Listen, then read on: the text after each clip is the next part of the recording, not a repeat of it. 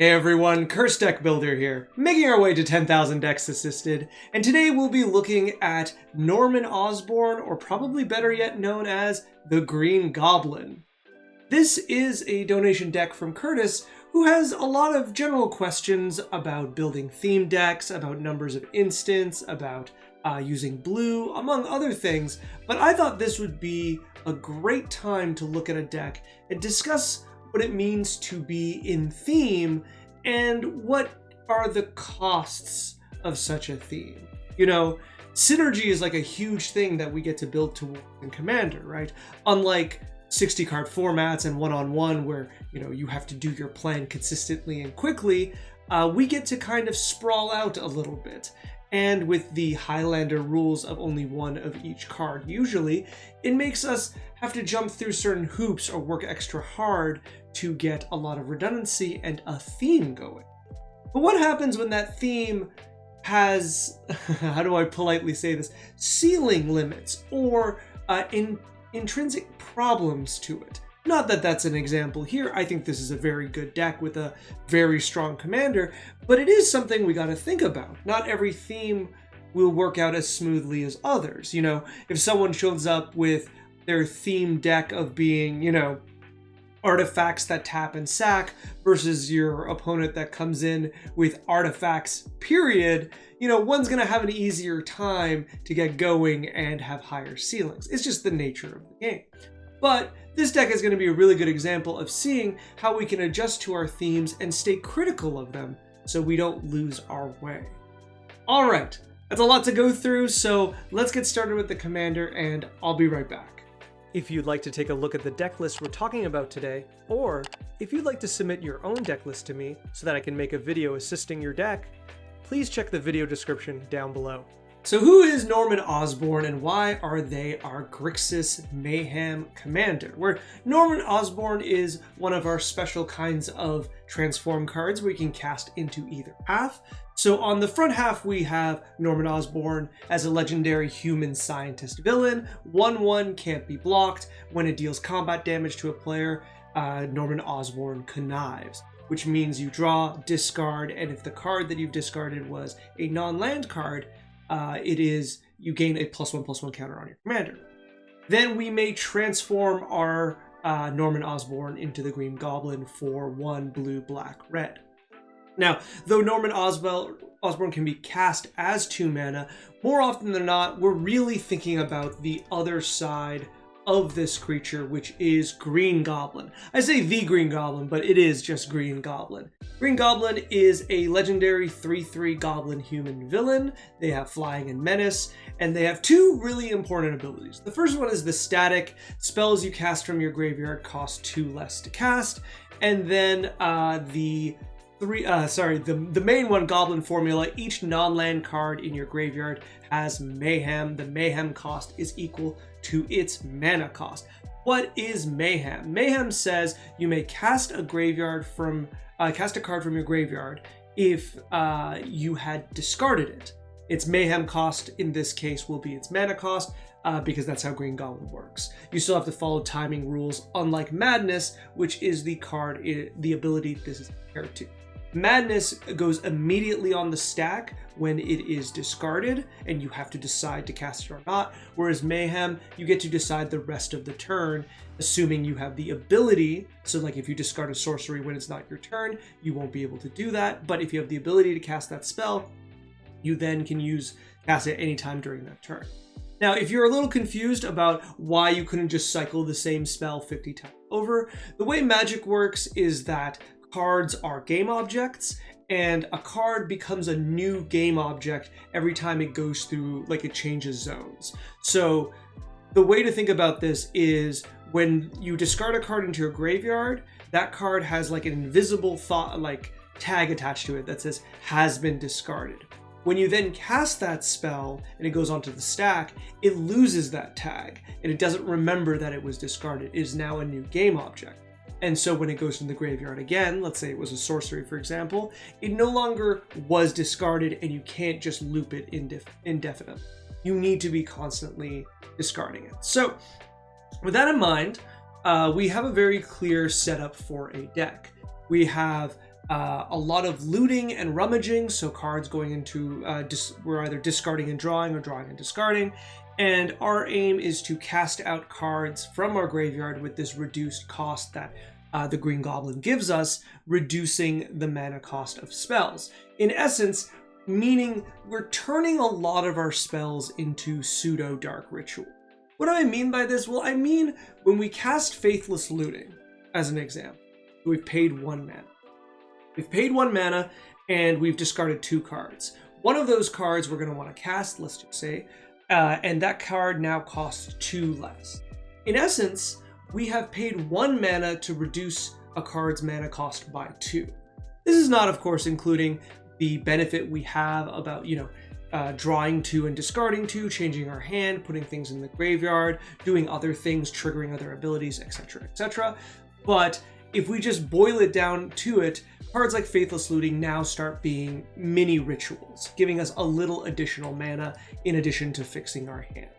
It also allows these cards to give us card advantage. This is an important thing for those who've not really thought about or played a lot with Faithless Looting, is Faithless Looting is card disadvantage when you cast it from your hand, because you're losing it as a card, and then you are drawing 2 cards and discarding 2 cards. So, though in essence we're at parity, the fact that Faithless Looting is leaving means we're down a card. However, if you were to cast that card from the graveyard, that goes away. We had 5 cards at the start, we have 5 cards at the end. We haven't lost any, card advantage that way. However, when we add Mayhem or Madness or these kind of abilities to the mix, and we imagine our graveyard as a second hand, Faithless Looting style effects get even better, because we might be like, okay, so we cast Faithless Looting, so we're down a card, and yes, we draw 2, discard 2, but if at least one of those cards going into our graveyard is going to be cast from us, so as if it is from our hand, we have hit parity, right? It doesn't feel like it, but we have basically ended up with the same amount of cards we would in hand as if we wouldn't. Kind of tricky, but it is there. However, I'm using this example to kind of really narrow on the theme that this deck uses, and to kind of cut back to our idea of examining theme decks. The theme of this deck, in essence, one might say this is a rummage deck or a mayhem deck or something like that. But that's not entirely true. We can be a lot more specific than that. This deck's theme is to get very small incremental advantage out of going through the discard mayhem cycle. This means we're getting slight advantages, as I mentioned, when we're discarding cards we'll cast later, as like with Faithless Looting and the like. We're also getting some advantage, using cards like Burning Vengeance, which will be a shock every time we cast something from the graveyard, or likewise, cards like Tival's Judgment, Feast of Sanity, Secrets of the Dead. These cards will give us other increment advantage of card draw or other effects, right? We are trying to take a very simple interaction and stretch it as far as we can go. And what I recommend for people who are new to deck building, or even trying to really think about deck building, is to imagine this scenario and think of where the weak points are. When we have this strategy, right, where our entire game plan is based around one single interaction, discarding a card from hand and then casting it later, what becomes the weaknesses? Now, I'm sure a lot of you have already called out cards like Rest in Peace and other forms of graveyard hate that really mess with our ability to, use mayhem, among other things, have cards go into the graveyard or otherwise, right? And that is true. That is a fundamental weakness of the deck. However, it's not like a unique weakness. A lot of decks fold to Rest in Peace. It's the nature of Commander. I would say something to also think about is we are very dependent on both, the ability to discard, which I will try to put in some help to that, but we're also really dependent on that mayhem half, right? Now, we might say, well, first, cards like Feast of Sanity don't actually require the mayhem to go off. In fact, you just need to be discarding cards. And I agree with that, but if we start looking through the list and the cards, I think it's very quick to see that we really do need that mayhem to trigger in order for a lot of our stronger or even our more reasonable cards to do anything. And what I mean is like a card like Secrets of the Dead, for example, is incredibly powerful, but we need to be casting cards. Or another example would be to look at cards that we have, such as Emmet Selch of the Third Seat, or even the Green Goblin's first ability, where the mana reduction of casting cards from our graveyard will never actually matter if we can't get Mayhem off, like if we can't cast them from the graveyard. Like, to me, those are the glaring kind of weak points of this deck, and when I'm looking at this deck, those are the points I want to attack, because I really do think those are the places the deck is lacking. We are struggling to do things without our commander, and we are struggling to do things without Mayhem. We also, let's come back actually to a few more general points I wanted to point out, and let's do what I like to do. We're going to go through the base beats of looking at any deck to see some general pain points most do. And that's going to be land base, that's going to be mana, colors, and curve, and I think that, and then mana rocks. That's it. Sorry, sorry. It's been a hot minute since I've made a video, so I needed a second there. So let's go through them right now. So first one is land base, which is both amount and mana. And if you're looking at the screen, or if you've opened the deck on your own, you can know immediately that we are running 32 lands, which is far too few.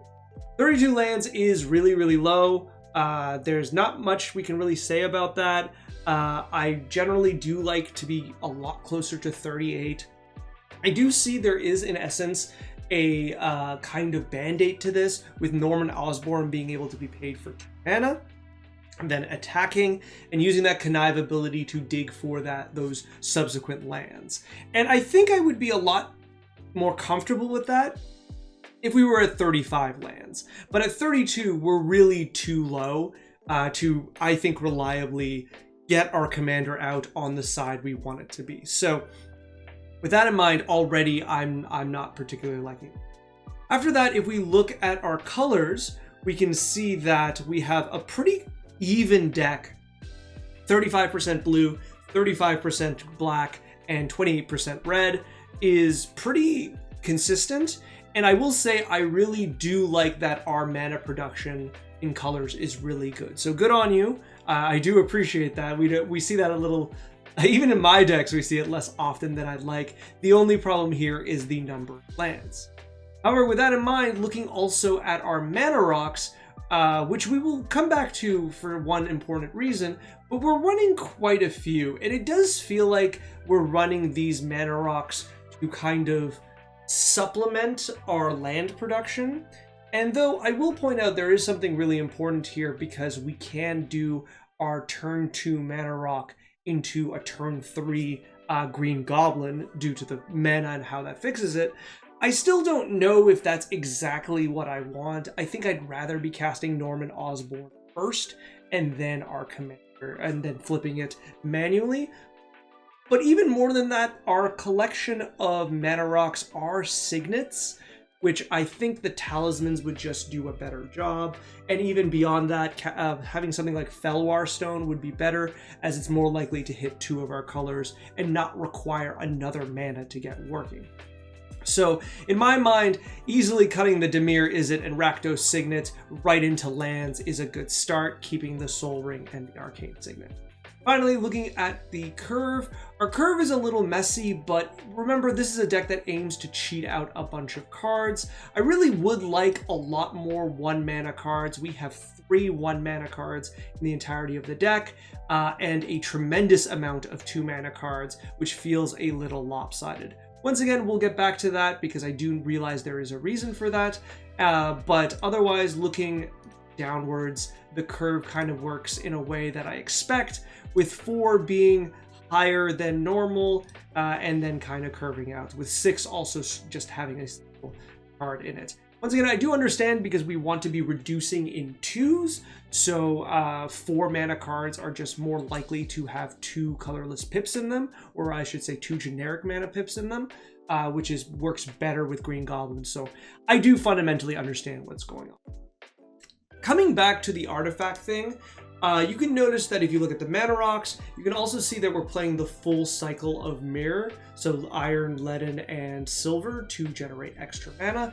And though this kind of stands out as a bit of a peculiar choice, it makes sense if you start thinking about the concept of casting these cards for free. And I think that's rather strong. However, I don't know if it's strong enough. The thing about this is that the signets are too weak to be doing this because they need mana to generate mana. They're not talismans, so they're not the ones I want to cast, especially if I am, otherwise tapped out. I've attacked, I've discarded, I'm out of mana, and I've discarded a signet. Sure, I can put it on the battlefield, but it objectively does nothing until my next turn, whereas at least the talisman can be tapped for mana. Likewise, the iron, leaden, and the silver mirror are summoning 6, so they can't be used right away. And beyond that, they're pretty bad creatures. I don't think Mana Dorks is really what this deck wants to do. I think it wants to cast other artifact spells for free, preferably. And I'll have, I think a few suggestions in my additions, but it is important to note that, once again, when I look at decks, this is the kind of things I notice, and I hope other people do. You can see the intention from the deck creator that they understand the cycle of how powerful Mayhem is and how powerful free spells are, and these cards have been put in here to kind of to work on that axis, but on that axis, I should say. But the problem is that for all the effort and thought put into this, the payoff is rather low. So, good idea, we gotta work on execution a little bit. Otherwise, when it comes to cards, I think, I generally do really like the build of the deck. I think it's nice to have all these looters around 2 mana, it makes sense. It's nice that we have cute cards like Bog Witch that do a very good impression of Dark Ritual, almost an identical one while doing the thing you want it to do. We've got the fun cards like Glinthorn Buccaneer, of course Anger out here to give us something to discard. So a lot of the deck does feel like it kind of built itself. I don't mean that in a bad way, but these are very key picks. And when I kind of briefly looked into EDH Rec, I did notice a lot of these cards show up. So it is partially why I think the deck is very themed. All of its cards really do work on that axis of Mayhem's gonna happen. There's a few that stand out probably being a little too much work. Dr. Octopus, Master Planner, Shieldred Whispering One, and Rise of the Dark Realms, and I would say even Behold the Sinister Six, are just a little overcosted for what I want them to do. They are strong cards, but I would rather, Shieldred is cute. I think Jin Cataxius would probably be better, though I think that is a game changer. Not every version of Jin Cataxius, mind. However, Shieldred Whispering One I do think is just a little overcosted. If we wanted this ability, a really strong payoff in Phyrexian, I would rather just play Shieldred, the final version of the card. The one that flips, that transforms. I think that would be the best one here. Otherwise, the other ones I don't think are as much on theme, so I'm generally happy with that being the single one. Otherwise, Rise of the Dark Realms is a phenomenal card. However, we just don't have the means to get to that mana, so we're really depending on discarding it, which would reduce it to 7 mana, which is still too high. So we'd have to discard it and also have our boy Emmett Zetch of the 3rd seat. So now that we've cut 4 off of it, and it's still a 5 mana spell, it's just a lot in my mind. So I wouldn't mind if we could reduce it further, or have other types of cards. We could be playing Living Death, for example, which I think we would have a much better time using with a similar outcome. The deck builder did talk about how many instants that you have to creatures. I think this is a fine amount. We do need some interaction, and we really do benefit from it. I will say, we definitely have quite a few cards in our instance, such as Wild Ricochet, Bolt Bend, my goodness, and a lot of our counter magic that are dependent on something happening. We can't just mayhem these cards out unless something is going on. which is still doable. Don't get me wrong. We could have other discard outlets and things to do to kind of power these out on our opponent's turn. But if we're just discarding these cards on our own turn, let's say we Faithless Looting them, and we discard, let's see, Refute, the fact that we're probably just not going to cast it is pretty rough, I will say. Like, it does lower the power of our deck because we're creating problems for ourselves that we don't need. But even then, I don't know to what degree I wouldn't just say, you know, replace them with better instants, like Lightning Bolt should be in here, Pongify, Rapid Hybridization, Dismember. These can all belong in here pretty easily, and I think they would just be stronger. However, I don't think we need to change the number of instants. I think this deck does need to interact, and the fact that we can just discard away the interaction we don't want does really help the deck function. Okay, that's generally the things I wanted to point out. I do think the deck is generally good. So let's go into my additions. Let's see what's on my mind. So let's go back to that kind of structural discussion, especially on themed decks. So when we were talking about that, I was trying to identify what I thought to be a hole in the game. We're really, really dependent on Mayhem. Now, when it comes to niche, and by niche, I mean like narrow themes. For example, recently I've made an episode on Phyrexian Kindred decks that use a lot of Phyrexian creatures, and how that's very narrow because Phyrexian creatures don't really have a strong theme, and you can kind of subdivide them into eras, like the Incubate era versus the Toxic era versus the Infect era are all like, they don't really play well together, right? So when we look at a deck and we're like, this is a Mayhem deck, we have an incredibly narrow pool to dig out of, right? Mayhem itself is just new and doesn't have a lot of cards. However, as we know, we can structurally break down Mayhem and say, hey, we're casting cards from our graveyard, therefore let's play cards that take advantage of that. Or hey, we're discarding cards, so let's take advantage of that. Like, this is the way you should think when you deck build. But what this also allows us to do is to sit down and go, okay, what acts like Mayhem, works like Mayhem, but isn't Mayhem, right? It's a different kind of duck. And what I was thinking about this for a while. Flashback is the easiest example. Jumpstart could be one as well, but Retrace really caught my eye as the most accessible one. And I have two cards here that I really want in the deck. I want Raven's Crime, and I want Flame Jab. Now, if you haven't played with these cards, they're not good. they're not strong cards. The main thing we use them in Commander is we use them to trigger other things. They are very accessible. They're very consistent cards, right? All they require you is to have a land in hand and this card in the graveyard. And so Raven's Crime, you discard a card, you target someone, you make them discard a card. And Flame Jab, likewise, except for you deal 1 damage to something, ideally like a Mana Dork or something. And the primary reason I want to use these is I just want to be using this as a enabler for a lot of the other aspects of our deck. There's a lot of cards that say when we cast from our graveyard, something happens. And when our commander is not functional for one reason or another, these cards will come in clutch to do a very, very good impression. They also fundamentally allow us to cycle lands out of our hand, which is a pretty strong ability. It is a mana each time, but it is very powerful to keep repeating over and over in order to fix our hand or to do extra damage or to use a number of other triggers that we have, right?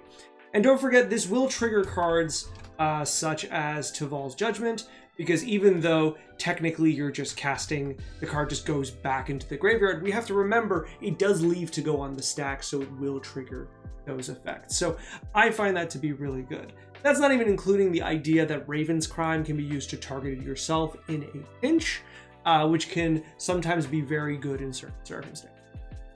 All that to say, you might be thinking, well, Cursed, we get a mana reduction off of Green Goblin. Why are we using these Retrace cards when there's potentially better Retrace cards? I think that's a really good argument, right? We've got these ways to reduce mana. Why aren't we taking advantage of it? Well, fundamentally, it's important to remember why I'm including these cards in the deck, and it's an alternative to the mayhem system of our commander, which means it's an alternative to our commander. If our commander is out, we don't really need these cards, but if our commander is not out, these cards get better. So with that in mind, we don't really want to use cards too much that like depend on our commander to be playable, right? Does that make sense? Like there are stronger retrace cards, but then we're kind of missing the point of using them, is the way I would look at it. Now, of course, both these cards require us to discard lands. I've already covered that we need more lands, but this is something that will permanent. Moving forward, I was talking a little bit about the artifacts that are free. These are two really quick examples, Key to the City and Collector's Vault. These are just, to me, infinitely better than the Mirror, than the Signets. I would wager they're even better than the Talismans. They both do something really good, basically allowing you to discard at instant speed or when you want. And they both have like a different upside. Now, if you wanted, you could also add in something like the Underworld Cookbook as another discard outlet. You have a lot of options to do so. These were the two I pointed out. I just wanted these out here because I really do think they're good examples of where I would like you to go towards as opposed to playing more mana rock. Now, I wanted to talk about two more looting things. Our deck builder did mention that they were feeling a little like they might be missing anything in blue, which I think they're doing a great job. I just wanted to throw two of these out there. Looter Ilkor is just another looter, but it is something worth thinking about if you play in circles that play with Monarch, and if you play in circles that play with Initiative. The fact that this creature is unblockable is very relevant. It allows you to get damage in, it allows you to pressure planeswalkers, but as mentioned before, that can grab you the Initiative, it can grab you the Monarch, and that can be a very important thing in certain playgroups. So not necessarily you have to run this, but it should be on your mind when we're thinking of looters. Likewise, the Modern Age is one I really, really like. This is a card that I've used in a bunch of formats, and I just think it does a lot. It is very neat that it's going to guarantee 2 loots for a low amount of mana, and I find that to be particularly powerful, especially considering that this means you have 2 turns of mayhem triggers when you're paying for what we would assume enough for 1 loot, and that can just go really far when it comes to planning. Sometimes simple cards like this just do a lot, and the fact that this then turns into Vector Glider, which is just a decent attacker, is really nice and cute. I'm not saying this is a broken card at a very high power level, but I think at the power level this deck is representing, this is a pretty decent card you can play without much trouble. Not, of course, including the fact that off of your commander, off of Mayhem, it becomes a 1 mana spell, and a 1 mana kind of like slow Faithless looting is pretty good, I would say. Now, something else I wanted to talk about very briefly is when we're themed, we sometimes get too much into the proactive side. I think this is really normal. I think this is common for players to do. I do it, everyone does it, where we plan for our successes and we don't tend to plan, and like when we plan defensively or reactively, we just turn around and we look at our like removal suites, our counter magic, our protection spells, or board clears, things like that, right? Whereas I think sometimes, you know, we need to find that intersection of where our theme benefits us and impedes our opponents without like playing bad cards. Right? Like just because we're in a rummaging theme doesn't mean I want to play a card that's like deal 3 damage to a creature, discard a card, draw a card. Like there's a lot of cards like that. Don't play those. Like let's not get crazy here. But we should be thinking of strong cards we get to play that help us on theme. For here, the 3 cards, this is a classic collection of discard that I really, really like when we have access to black. And that is Bottomless Pit, Oppression, and Painful Quandary. These 3 cards are just like really powerful for pressuring our opponents, and I think they do a lot for us in the meantime. Bottomless Pit, of course, is just a devastating card for opponents that aren't prepared for it. That can make it really hard for them to build combos and engines, Whereas on our side of the field, the fact that we're discarding a card on upkeep, we're pretty happy about it, because if our commander's out, we're going to be able to mayhem it out. So I do think this is very powerful. And this and the other card, of course, to remember is that, yes, you are discarding, but your opponents are discarding more. So you're getting card advantage on the table that way. Oppression, of course, is when a player casts a spell, that player discards a card. This is incredibly powerful against Spellslinger, Storm, control decks. This can just knock certain decks out of the game incredibly quickly, and still I think does a lot for us. Don't get me wrong, we are somewhat susceptible to it because we are chaining. As we chain spells, we're going to get more and more oppression triggers, but that doesn't mean it's not necessarily worth it, because at a certain point you don't really mind. If you are drawing a card off of every card you cast from your graveyard, then you are still kind of in the game, even with oppression triggering over and over. This is probably the most divisive of the three in this deck, but I still think it's good. And of course, Painful Quandary. I just want to throw this in here because I think it's a very clean finisher in black decks that kind of does a lot of work by itself. You can set it and forget it. And here, especially with the mana reduction, it holds a really cool spot where you can put this down and then go back to your main game plan, but your opponents have to now deal with this. And if they can't, it's basically going to give you all the room you want to breathe, knock out players, and build towards your victory. So they're 3 cards. I don't think they require a lot of space, but I think they're very... Now, on the same kind of feeling, I did want to briefly say Tendrils of Agony. I did look at other Storm cards. It is really hard to beat Tendrils. Tendrils is very, very good. But if you wanted to use a blue or a red spell with Storm, I think it would be just as good. We are just by nature a deck that can cast a lot of cards in one turn, and therefore having kind of a payoff for that, even if it's just one in the deck, can very much so be worth it. And Tendrils can represent like taking out players, though once again, there might just be better options out there. Still, this art is awesome, and I wanted to mention it for sure. I feel like I'm mentioning a lot of black cards. This is just, I think you're playing the good cards in every other color, but Scourge Familiar is noticeably absent. It can be really, really good as a discard outlet, and it can let you play some pretty interesting plays, especially things like it allows you to keep Rise of the Dark Realms while fueling it and fixing your mana problems, so I did want to note that. It is a little trickier to keep around because it is a particularly susceptible creature, but for the moments you have it, it's going to do a very, very good. And that's honestly it. I don't have anything really crazy to add. I think this deck is in a pretty good direction. I think these structural issues with the lands is really the biggest thing. And then if we wanted to clean it up, we definitely could in terms of playing lower mana interaction spells and fixing up the curve. But as it is, I think it's doing a really good job. There was some talk about keeping it at bracket 3. I don't think I had any issue doing that. This is a deck that I think naturally has a limit at a medium bracket 4. Once you get to like deep into bracket 4 where your opponents are planning to have a lot of counter magic and interaction, this deck starts having a harder and harder time.